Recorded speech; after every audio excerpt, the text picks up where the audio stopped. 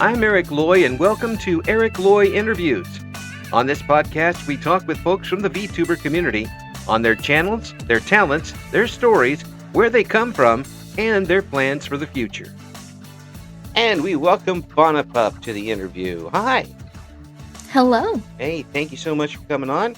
Please introduce Of yourself course. to everybody. Hello. My name's Faunapup. I am a Hellhound VTuber with an overarching gambling theme. I see that. You enjoy the casino type stuff. I do. I think it's very intriguing kind of Mm, theme, you know? yeah. So, which part of the casino do you like the best? Which is your favorite game? Oh, my favorite game is Ride the Bus. Oh, okay. Now tell me what that is all about. So, Ride the Bus is basically a guessing game Mm, where um the dealer is going to be pulling cards out from a standard deck of cards, no right, jokers. right, And each round has a guess. You can either guess red or black for the first round. right. Um, for the second round, you guess whether it's higher or lower than the first card that got pulled, like Right. value-wise. Okay. Third one, you guess which suit the next card is going to have, I believe. Oh, yeah. We're gonna cut those That odds might be down. the fourth one. I'm a little unsure. It's one of the two. Yeah, yeah. So And basically, each time the guesses get harder and the stakes get higher. oh, yeah. I mean, by that time you're at 25%. Actually, a little. Well, it depends on which one you take, I guess. You're at 25%. If you're trying to do the numbers in your head, you're probably not playing it right anyway. Oh yeah, no. It is very kind of like when dealers have for blackjack, they have like if the number is 17 or higher, we can't hit. It's Right. kind of the same thing like that, Yeah, like depending on the percentage hit. yeah. The last time I went to a casino, I was sitting there with two 21s, and the dealer gave me a look, and I'm like, okay, I'm not going to win. The dealer was showing a 10. I'm like, she's dealt herself an ace. I'm like, okay, go right ahead. And then sure enough, turned over an ace. I'm like, have a good day. You want Yeah, me? once that 21 is down, there's not much to do. Yeah, it's like if you want me to leave, I'll take off. I'm not going to win any more here. So how did you get started with the content creation? So funny story. I actually started out as a completely different kind of VTuber. Oh yeah. Um, Because I had a friend who did streaming, specifically in the dinosaur video game part Ah, of the internet. yes. And It, I joined her for a couple of streams, and I thought that was really funny. And I was like, you know what? I have an artist friend. I have a bunch of money. I'm going to get a cute little model, and I'm just going to give it a go. yeah. Yeah. And then I found I really enjoyed it, but I didn't like the model I had. So it Ouch. was kind of just a pipeline down from there. Yeah. Ouch. That's some money. Uh, Oh, actually, my first model was not that much because the artist I found actually charged less than the post I found her through oh, okay. because it was someone pretending to be her on Fiverr, attempting to sell her models for like $1,000. Oh, geez. Yeah. She So charged me $350 for a full body model. what? That's just 65% off sale. Uh, Yeah, just a little bit. yeah. Well, Um, that's better anyway. At least you didn't get hit with that. Um, it was really nice. That yeah. was like my first experience with uh, a VTube model artist, Yeah. and it was amazing, and everything went so nice and smooth, and it was just absolutely delightful. So what gave you the idea for this model? So I've always had like a preference for the more dog-like models. Hmm. And I wanted a more themed character because I am a huge sucker for lore, like D&D lore, character lore, all of that stuff. Yeah. Have like 1,000 different characters in my back pocket somewhere. Oh my gosh. Uh, And I was like, you know what? I want something I can build lore off of. So originally, me and the artist I worked with, we put together a really cute, like, dog girl, hellhound. yeah. Um, and we had her running a bar, and we set it up super nicely like that. And that's how it started. Mm, And then I realized that my model looked kind of fox-like, unfortunately, mm, to a lot of people. So I was gonna rebrand it a little bit and have a new model maker make a new model that was more wolf-like mm-hmm. to fit the hellhound theme better. Yeah. And at that point, I felt like I couldn't properly build onto the bar theme that I had going on. So I was like, you know what? We're going to scratch the whole thing. I'm going to add the bar theme as a face of the lore Mm-hmm. and go into a whole new lore. Yeah. Luckily, I have all of these in my back pocket ready to go. Oh, yeah, exactly. Have you always have you always been creative like that, having all of that those writing the stories in your head like that sort of thing? I would say so. Yeah. When I was younger, I used to draw a lot. Mm, Unfortunately, I don't do that as much anymore. mm, But I've already or always really appreciated art in general and characters with interesting designs. yeah. Yeah. And so you've got the skills to come up with the concept and the backstory and for it, but you just need someone else to actually put the pen to paper or computer screen. Yeah, I can draw occasionally if I have a post I really want to make. Hmm. But I try to avoid it because unfortunately my wrists are not very good, so I get hurt very easily for that position of work. Yeah, yeah, that I can imagine that. Unfortunately, at this age, Uncle Arthur has shown up in a couple places, and one of them is one of my hands pretty bad. So doing something like that repetitively for too long hurts me. I can't imagine if you have the both wrists in a bad situation how that runs. Um, Yeah, it's not ideal. yeah. I did draw something relatively recently for fun Hmm. to post on Twitter, but other than that, I don't really draw anymore. Mm. So do you how often and how deep are your backstories for these characters? I'd say I like making them in layers. So when I write the lore, I write it so that I have a top layer that I can easily explain to pretty much anyone I come by without having to go into detail, but they still get like a gist of what is happening. Right. And then I have the middle lore, which is for like, oh hey, this person watches my streams once in a while. They probably might know some deeper lore at this point. Hmm. And then we have the deepest lore that I hope to do something with eventually. Um, Mm. but that most people probably don't know about or keep up with because it's hard to just talk about that lore Yeah. without having some medium to like relay it.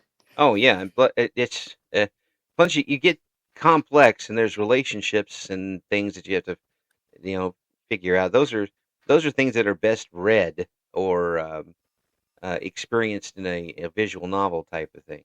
Is Exactly. that the That's direction actually you're one of my going? really long-term goals. Yeah, I was wondering about that, because it really does sound like you set yourself up for that. You. I'm hoping to get there someday. Yeah. Unfortunately, that would be a very expensive endeavor, but who knows? Mm, well, the whole visual novel might, but the writing not really. Have you done a bunch of writing in general? Oh yeah, from I was very young to I still write once in a while. Obviously not as much because I have a lot of things to spend time on, but Hmm. you know, How when the time hits. how do you? Okay, I see this as somebody who has something very lazy between my brain and my hands when it comes to writing. How do you get the actual stuff in the computer or on the paper? How do you convince yourself to actually write it down?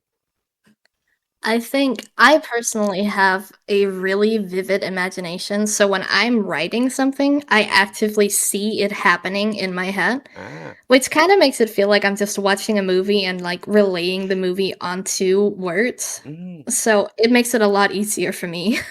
that is that's really cool. How long have you been able to do that? kind of visualize what you want to do that way. Um, I think I've been able to do that like most of my life. Because it's the same thing when I read other people's stuff.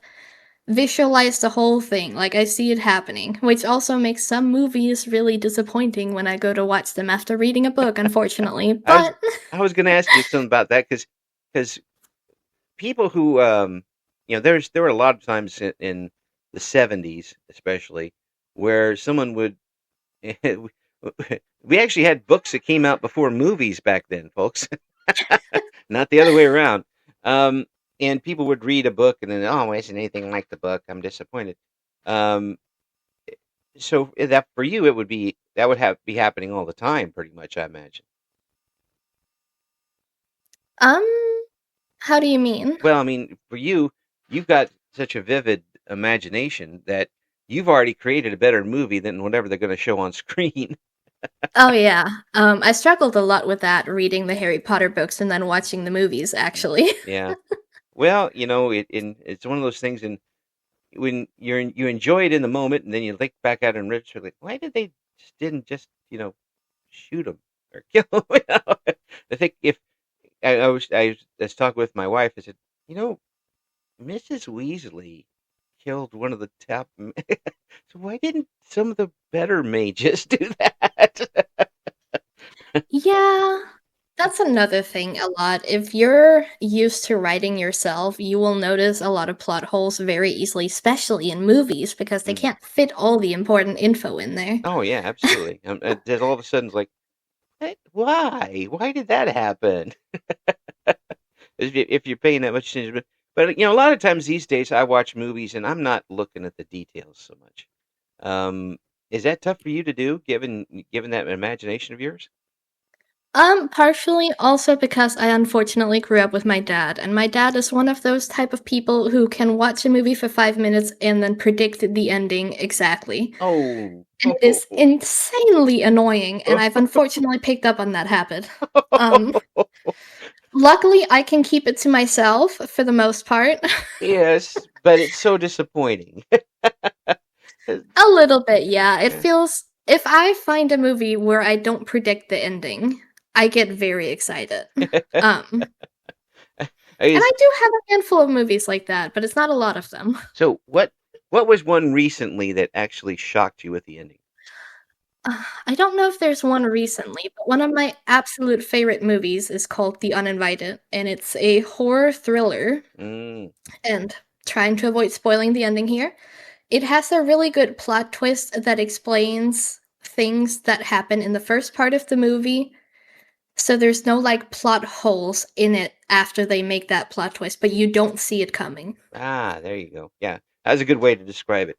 That's yeah, that's got to be fulfilling for you after you're Oh yeah. I having wish I could go back and watch that movie for the first time again. what a superpower to have. The movie spoiler. Oh, it's horrible. Absolutely. Does it work that way with like TV series too? Um, Sometimes. I feel like a lot of TV series, especially newer ones, they write them season by season, which Mm, means that sometimes they just end up leaving out things completely that they were going to do in one season right. and then decided they don't want to do in the follow-up season. So that makes it a little harder, but Yeah, that would make it a little hard, but also more frustrating because you already see the plot holes. sometimes I feel like it's harder to keep up with in series. Mm, I recently started watching The Lincoln Lawyer. That one has actually been mm, holding me pretty well, yeah, and and they summarize plot holes very well as well. well, that's good. Does that have kind of a narration going with it, or Sorry, say that again? does it have a narration going with it? Kinda, yeah. Yeah, that I'd say so. that helps. That helps a little bit with that sort of It thing. helps a lot. Yeah, yeah. Do you carry that over to games that you're playing as well? If the game story isn't Sometimes I good? feel like a lot of newer games are a lot better at making good lore. Like, I haven't played any of the Resident Evil games myself. Mm, But I try to watch when they come out, uh, and I try to keep up with the lore. And I recently watched my friend play through the new one. and was very impressed with how much like fallback they take to previous games and the lore. Mm.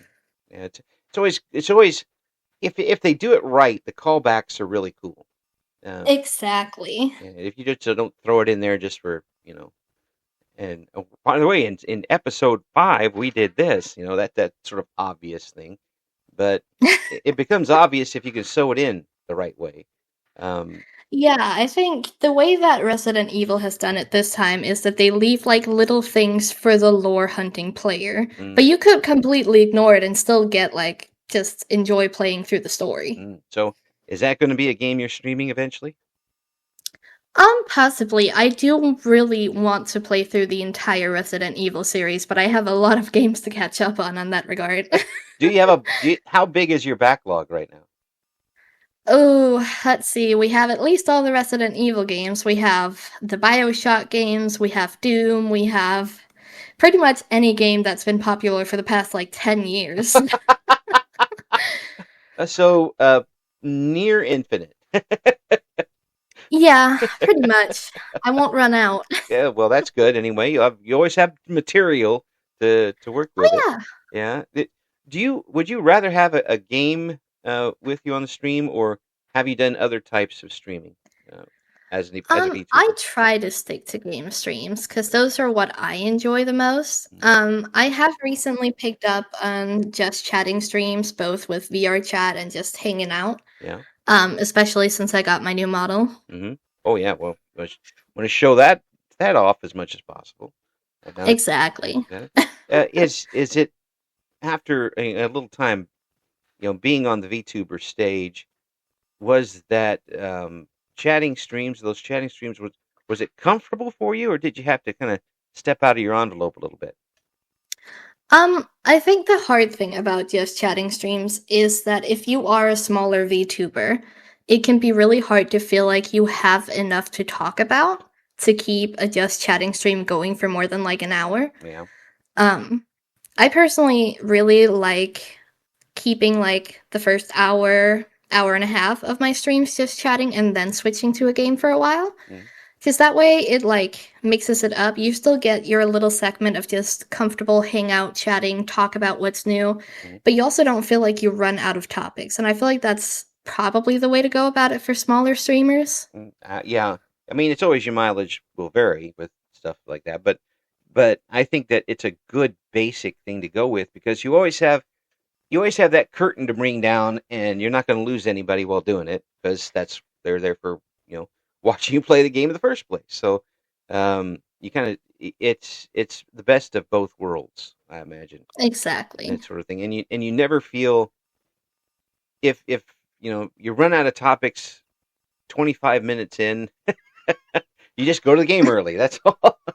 Exactly. Like it's a nice fallback to have. Yeah, yeah. It's like what we used to do in radio when we were running out of time. Sometimes we throw on a very long instrumental and wait for the next program to come on. Try not to do it like for 20 minutes, but a couple minutes is perfectly fine. Um, and having that backup certainly does help. How about working with other VTubers? Have you found that easy? Sometimes I think the VTubing community specifically relies a lot on interactions with other VTubers. Hmm. I'm personally, unfortunately, I am a terrible friend. Oh. Not in the way that I won't be there for my friends, but I will absolutely forget to respond to you because I was busy doing something, Hmm. saying to myself, I will reply later, and then forgetting for 2 weeks straight. Hmm. Some people don't like that, which is entirely fair. But obviously, that does sometimes create a little bit of a rift. Oh, Um, yeah. I mean, I would.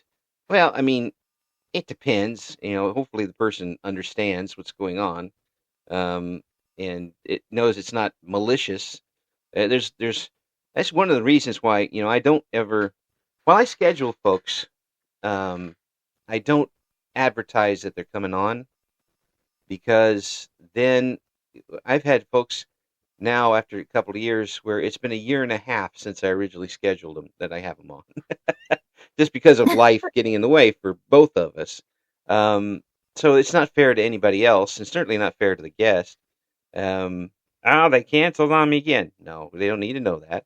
Um, and it's you just kind of play it by ear as far as that goes. But if you're talking about collaborations and that type of thing, you one of the whole points of the collaborations is to promote it, and then suddenly, uh-oh, nobody's there. Exactly. Yeah, yeah. It's so.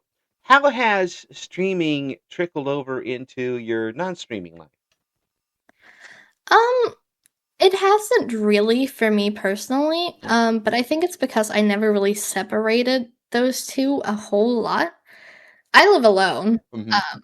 I don't really talk to most of my family, and I've moved around a lot, so I know like maybe 5 people in my own country Mm, that I could reliably call friends. okay. So a lot of my VTubing is just me hanging out and doing what I would be doing otherwise, anyways. So, yeah, have you been able to get a couple of good online friendships as you've been doing this? I'd say so. I have like a good handful of people that I am very happy with and that I know can handle the type of friend I am. So, Sketchy. It's sketchy. Can you handle someone who's sketchy as far as time goes? can you handle someone who forgets their own head? That's right. Oh, just wait till you're old. You forget everything at that point. And course, of course, unfortunately, you never forget the stuff you want to forget. It's always things like the alphabet that you end up forgetting. Um, Oh, yeah. yeah. Oh, it comes after G. Especially when you know multiple of them. Oh, yeah. Oh, are you a linguist? Not quite, but I am bilingual. Yeah, But, yeah. and apparently I can't speak English half the damn time. that's that's okay. You've I got am Danish, so I speak Danish as oh, my mother language and English as my second language. holy cats! I would never have guessed that. Never would have guessed that English was a second language for you. That's that's that's nuts. That's really, I would not have guessed it.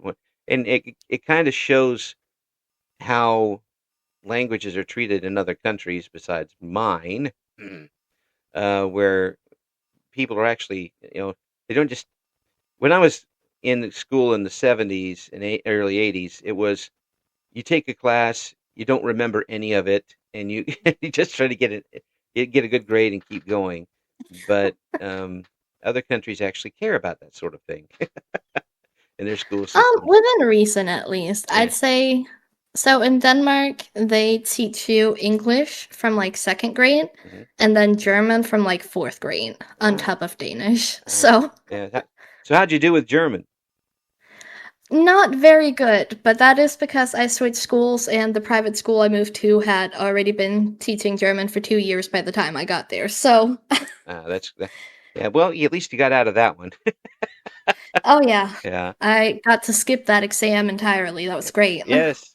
Yes. A very interesting country. That and um, the and I think we're learning more and more about it these days.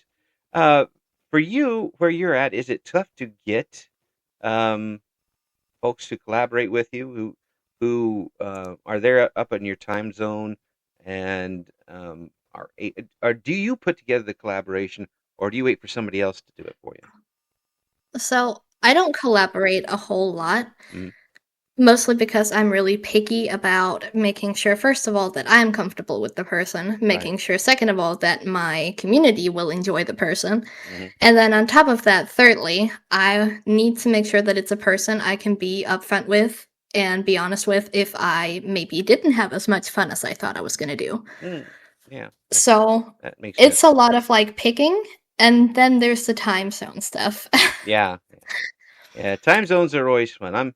I'm kind of lucky with how I work, where folks in Europe I can usually get around noontime, my time, which and folks who are in the Pacific or the Pacific Rim, I can get at midnight, and usually still we're in the evening both sides. I'm lucky with that, but folks in those areas aren't so lucky. You- I actually do fine for the most part. That would be because I don't currently work, so I'm able to switch up my schedule a lot. Yeah, I will say I do not switch my streaming schedule around. I used to do that, yeah. but I think it's better to do more offline collaborations to match time zones that are so vastly different that it might switch off your stream by like more than 3 hours. Oh yeah. When if you've got people who are coming back to a certain, let's say it's like old days in television where a show would be on at the same time every week, each week, and suddenly you switch it to instead of 7 at night, it's 4 in the afternoon, and there's just people who aren't going to be able to make that switch up, and they're not going to be able to follow you with it. It's Exactly. and so many people have been able to build up audiences by being consistent, and um, it kind of organically grows from there. Have you been able to do it that way? I'd say I definitely noticed because I used to be the type of streamer who would switch my times around all the time, Mm, and every week was new times. And sometimes I would decide that I just didn't feel like streaming, so I didn't. hmm And I think after I stopped doing that and really settled on a consistent schedule is when I started seeing like proper growth. hmm I started out by switching from inconsistent to every day. Oh, Um, you went from which first gear to eighth gear. exactly, and I did that for about a month, Yeah. before I obviously got pretty burned out by that, Oh yeah, I would think so. but I will see like, I did see proper growth through that because I would do streams for, like, 4 to 6 hours every day, Whoa.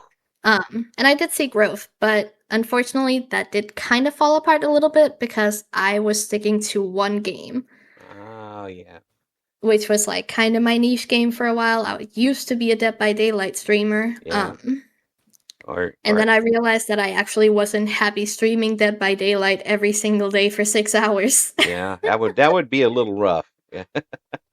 There's definitely some people who can do it. I have friends that are Dead by Daylight streamers entirely, but I realized that I was not happy doing it. I would get bored and I felt myself losing like the want to go on streaming. I do not have the will to stream anymore. Is it? Not Dead by Daylight at least, Yes. but at the same time, I had that back like in the back of my mind saying, well, if you stop streaming Dead by Daylight, no one's going to come watch because all Oh, of your viewers are Dead by Daylight players. yeah. Well, you might lose a few, but people are still coming back for you. Um, There's definitely still a handful of them now yeah, that were back in my Dead by Daylight phase, and I'm very grateful to have them still. yeah. It's really amazing to know that someone out there that you'll never meet in another country, in another part of the world, is enjoying what you're doing at least one time every week at the same time. Exactly. They're changing their schedule around just because you exist. That. Yeah, I recently had to move my schedule again, actually, Oh. because of a noise complaint from my neighbor. Yeah, that does happen. It turns out they do not like loud VTubers at 1 a.m. Oh, well, that's up to them. That's on them. Even old people like that sort of thing when they manage to listen.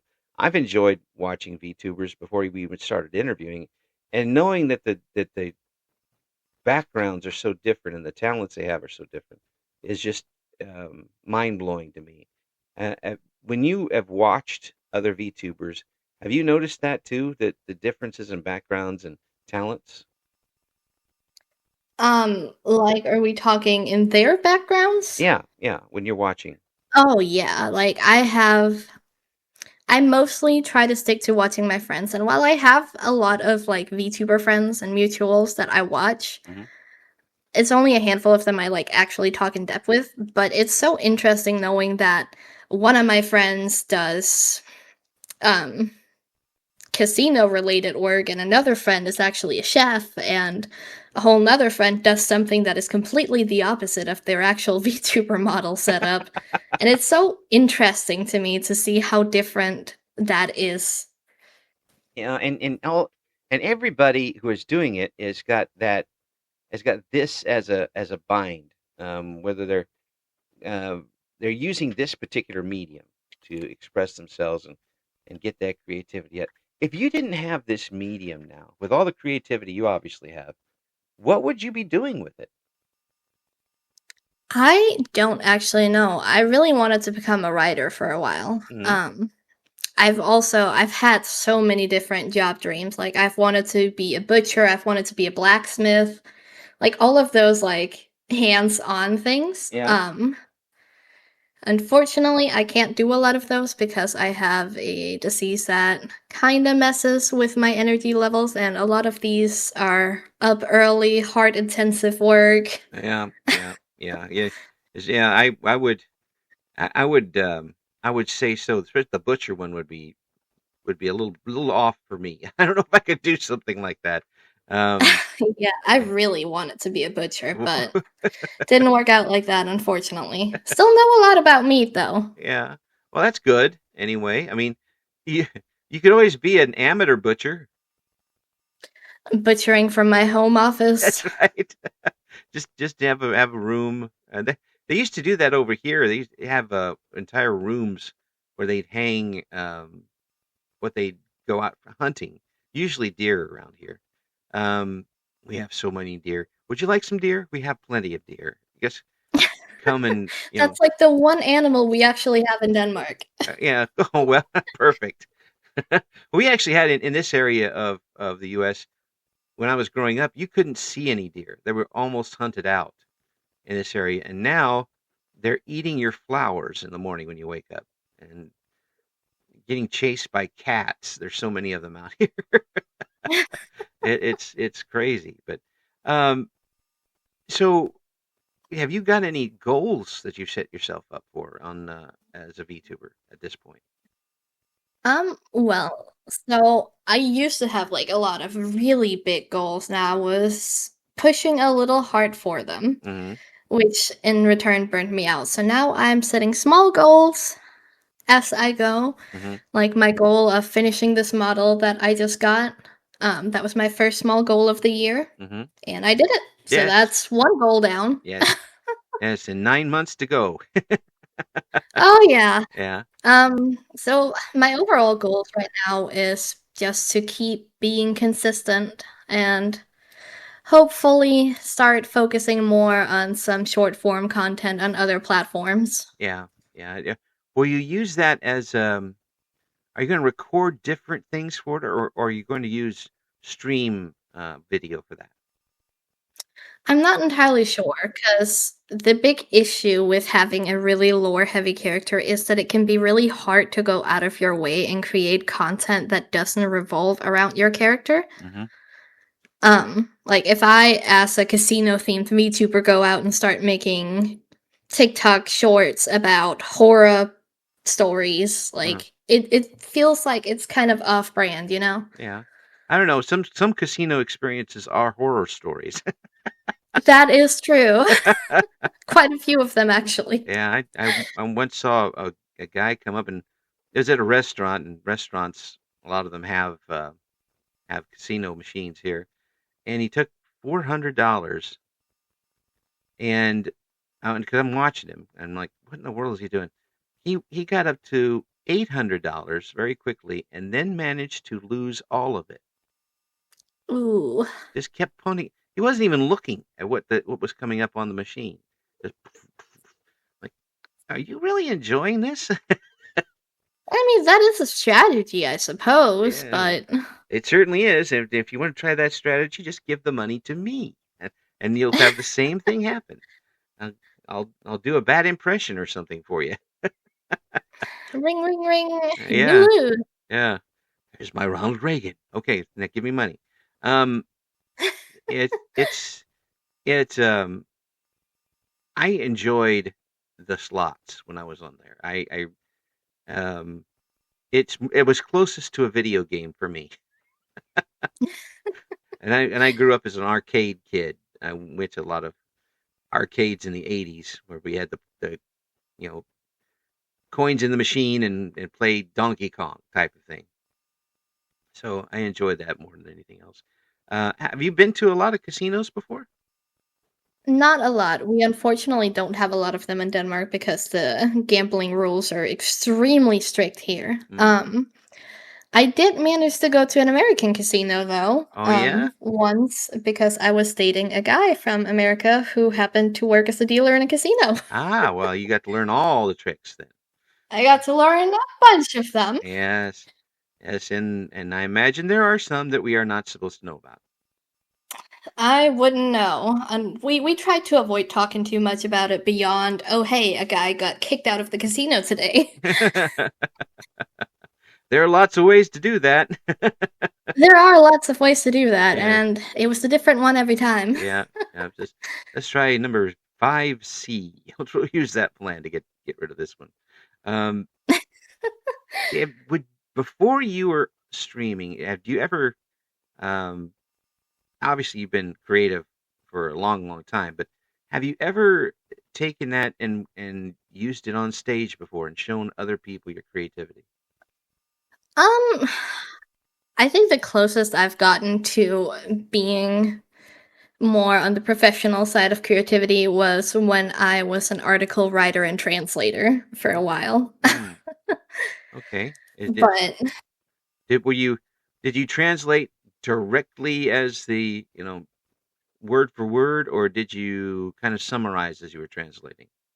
well, so the way it works is that the Danish language has a lot less words than the English language. We Mm-hmm. use a lot less words to say the same thing. Mm-hmm. So if I went and just translated word for word Danish into English, it would sound absolutely horrid and it would make no sense. So you kind of need to have a bit of an auto sentence reconstruction thing going on in your head constantly when you're translating from English or Danish to English Yeah, and vice versa. yeah. English tends to make things more complicated. Well, I actually compared to Danish, I actually find English a lot easier because there's more words to convey what you actually want to say. Really? You never had any trouble with things like the same word being used for two different things, or I mean, we have that in Denmark too. mm, Like in Danish, a lot of words are used for the same thing. mm. I can't think of any off the top of my head because Well, airheaded space, yeah, but we've I got know we have them because this is a thing that I very consistently bring up when we talk about the Danish language on my streams. yeah, yeah. I would have loved to have learned a second language. At this age, it might be a little late to get into it and be conversant in it. But I think that pretty much right now I'm stuck with what I learned on Sesame Street in Spanish on television, which means I can almost count to 20 and I can show you where the doors are. That's about it. I Sometimes a mean, random showing word. people where the door is a Yeah, pretty important thing to yeah. be able to do, or else you can't get them to leave. That's right. I can count the doors for you. Uno. There you go. Yeah, that's. I really wish I would have done that because it does open up a lot more opportunities. As far as bringing your point across, are there times where you switch from Danish to English as you're talking, or just Um, writing? I mean, not entirely, and that's mostly because a lot of Danish people, even though they know English, a lot of them are not very fluent in it. Hmm. And since English has a lot more words for different things, I will have times where in Danish I don't remember the Danish word for a thing, and I'll try to say the English word, and they will look at me like I am an idiot. Which is very funny, but not very great when you're trying to get a point across. I really need to toaster husband bus stop. Okay. Yeah, I that it always is usually kind of funny to hear, but it's got to be frustrating on your end trying to get the point across. Um, It's not too bad. I'll remember the word eventually. yeah. It might be like a day later when I'm no longer talking to the person, but then I Oh, know for next time. oh, that happens so much. At 2 o'clock in the morning, you wake up like finger food. That's what I was thinking of. call, Exactly. call them, wake them up at 2 o'clock in the morning. This is what I meant. They so you talked about wanting to start on writing. What has kept you from doing that? Um, I think for a while it was that I had a lot going on in my life and having the like calmness to sit down and just start writing Mm, was not really there. mm-hmm. Um, I've since gotten a lot more free time and a lot more like lower stress levels. But it can still be hard to like sit down and say, okay, I have free time, I should do writing because I also have people I want to spend time with. I have work I want to get done. I have progress I want to make, you know? Yeah, you scheduled yourself already. Exactly. Yeah, and there are folks who just do that, and yeah, it's good to keep to a schedule. But if you schedule everything so much that you're booked out the seams and you don't really have a lot of time scheduled for yourself, that's pretty tough in the long run. Have you been able to, or is VTubing kind of setting this for you? Getting it a place where you can just kind of relax and sit back and relax. Or does VTubing do that for you? Like, am I able to relax during my streams? Well, and in general, I mean, you say that you got this going on and this going on and this going on. Have you left enough time for yourself to cool down? Oh, yeah. I personally have made a very strict rule for myself, especially after that year where I decided to stream every day. Yeah, That I should have at least 1 day a week, preferably two, where I don't do anything streaming related, anything VTuber related, other than maybe a Twitter post or something. yeah, yeah. Um, Do you and stay I away? stick to that very hard. Do you stay away from the computer as a whole, or will you watch other things, or just or play a comfort game? I do other things. I'll play games, I'll hang out with friends that because I have friends that don't really interact with my VTubing. Hmm. And sometimes it's nice to just hang out with them, watch a movie, Yeah, go for a walk, yeah. touch some grass. I don't know about that. That might be a little too much. And right now, if I bend down, I'm not sure if I'm getting back up at this age. There's always a question as to what's going to happen. Um, so when you're at home and you're playing a game off stream, are the games you play off stream the same that you would play on stream, or are there a couple that you've held out for your personal enjoyment? Um, some of them I will play on stream. Like, again, I was a Dead by Daylight streamer for a while. Yeah, I played Dead by Daylight both on stream, off stream, because it was just a game I had fun with. yeah, yeah. There's definitely some games that I pretty much only play on stream and then not really off of stream, not because I don't enjoy them, but because I've already kind of set in my mind that this is like a game I'm doing on stream Mm, and I don't want to progress in it. I don't want to know about it. And I do that mostly with story related games. mm, Um, okay. because obviously, if I already know the story that's happening when I play the game, it kind of sucks. Yeah, I mean you've already got that superpower with movies. You don't need that with the games too. Exactly. We ought to get you your own critic show where you don't even have to see the movie. You just there's I stuff. get to watch the first 5 minutes of the movie, and Yeah, then I predict the rest of the movie, and yeah, then we watch the rest of the that's movie. that's right. Star Wars 8, The Last Horizon. Oh, it starts off really well, but then at the end, uh, Yoda ends up being a cat. Oh, well, and at the end, of course, Yoda turns into a cat. That that would be so popular, and you have so much hate mail for spoiling everybody else's I would movie. get so many people that were mad at me for spoiling, because I have a really bad habit of doing this when I talk about new movies I've seen on stream. I'll be like, "Oh, hey, this happens. I was a little disappointed. Oh shit, you guys haven't seen the movie yet? Oops. Whoopsie." Yeah. Well, they got to be used to it now. I mean, geez.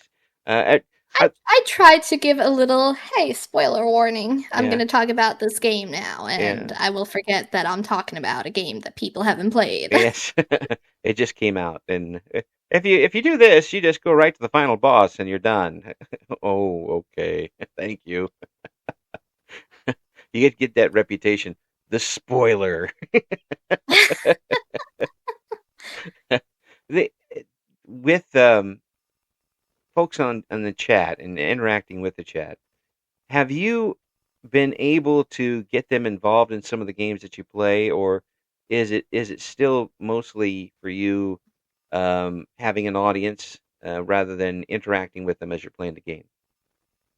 So, I really, really, really, really like viewer interactive games. Mm. It's been one of my favorite things ever since I think the first, like, viewer interactive game I ever interacted with was Markiplier playing what's it called? Oh, I do not remember what it's called. Um, but you're basically going through a bunch of rooms, and Oh there's, yeah, like, an audience watching you, yeah, yeah. and you just have to keep surviving. Right. And I is it the you can back set it rooms? up so that your viewers can interact and give you items or hinder you and stuff like that, and Right. I was absolutely sold. I loved that. That's always kind of stuck with me. Yeah, the problem is when your chat decides it really wants to mess with you. I've been killed more than I can count by my chat deciding that I deserve to fall to my death, especially in Peak. Oh yes. Peak Peak Peak and is Subnautica are two of the games that they interact with the most when I play, and they oh will teleport me around, they will throw me off mountains, they will drown me in the ocean. yes. And you yeah, in Subnautica suddenly you're like in a building and then there's a Leviathan in front of you for some no apparent reason. They do have the ability to spawn the Leviathans. I'm actually playing through Subnautica again right now with viewer interaction on because I decided I really don't like myself. Self-abuse, self-abuse. Yeah, it's not fun, and we're playing it with a horror mod on it, so it's Oh. even more creepy. Oh, I haven't heard Um, much about Subnautica mods like that. Are there a lot of those out? I wouldn't say there's a lot, but there's one really big project called the Red Plague, which has been in progress for the original Subnautica game for a really long time. Mm-hmm. And last November, they released the second act of that. There's going to be 3 acts total, so they've released like 2/3 of it, roughly, Yeah. with a whole new story, a bunch of new functions, new monsters, like or leviathans, fish, Yeah. all of that, and it is so creepy. Uh, ugh. What? It is really well made, in my opinion. There's a lot of people who don't like it. I really enjoy it. Well, you seem to like the horror games. Would you rather have a horror game that goes for the long con horror, or one that goes for the quick and dirty jump scares? Um, I think it's hard because I feel like there's like 3 grades of horror games. Mm, There's the short and impactful ones, which I recently played one that I really liked. mm-hmm. That was called The 18th Attic, where it's one of those games where you have to look for anomalies and then you go either up or you take a picture of the anomaly and either you get it right or you get it wrong. Right. Right. This one specifically didn't reset your progress if you got it wrong. It just like scared you. You had a health bar, and if that went over, you died. Oh, Uh, okay. That's different. and that was a game I completed in like 3 hours, maybe, that told a story Yeah. based on all the stuff that was in the room you saw. Mm-hmm. And it had a really like kind of impactful but really wrapped up ending. Mm. So there was a beginning, middle, and end, and it all made sense. Exactly. And that's like a nice, cute little game, but it relied a lot on like jump scare and eerie feelings. Yeah. Well, there's And then there's yeah, other games that don't do that. there's And they can still be good, but they can be a little too slow sometimes. I understand. But having a game that wraps itself up nicely in a bow at the end is something. What about? I would have a little trouble with games that kind of funneled you to an ending, no matter what you were doing. Um, to me, that kind of takes the gameplay out of it, because no matter what you do, you're going to end up with the same ending. Do you have that problem with some games, or are you okay with that? I feel like it really depends on how they do the game. Mhm. 'Cause I'd say that there's definitely games where it feels like there needs to be an ending. There needs to be okay, Mhm. this happened and now it's over. But I really like games that leave your choices impactful. So Mhm. if you do one thing, you might get a whole different ending, or if you do this here, you might get a special ending. Mhm. I think those games are absolutely amazing, especially because if you wrap it up nicely with the lore and it makes sense for all the lore to like come together, like you see an ending and then you get a different ending Right. and you can tell exactly which one of your choices like put you on a different path, you know? Okay. Okay. Yeah. It's so much fun talking with you because you're obviously enjoying yourself so much. And again, another one of those folks that's just ridiculously talented and creative and makes me want to cry because I don't have that. But again, it's great to be able to meet folks like yourself that have this ability now to show that creative side of yourself, that talented side, that social side to so many people, and to have at least some of that reflected back to you, so you can enjoy it too, is just a great thing. And I really do appreciate you coming on Faunapup. It's just been so much fun talking with you, and I hope we can do it again sometime. Um, Of course, I'd love to. we're going to have the links for Faunapup in the description for the video, and check out what's going on with them. I think you'll enjoy yourself, and don't ask about movies unless you've already seen them. Okay, just throwing that out there for everybody's safety. Throwing it out there. Thanks so much, Fauna. I do appreciate it. Thank you for listening to Eric Loy Interviews. Join us again next time when we talk to another member of the always interesting VTuber community.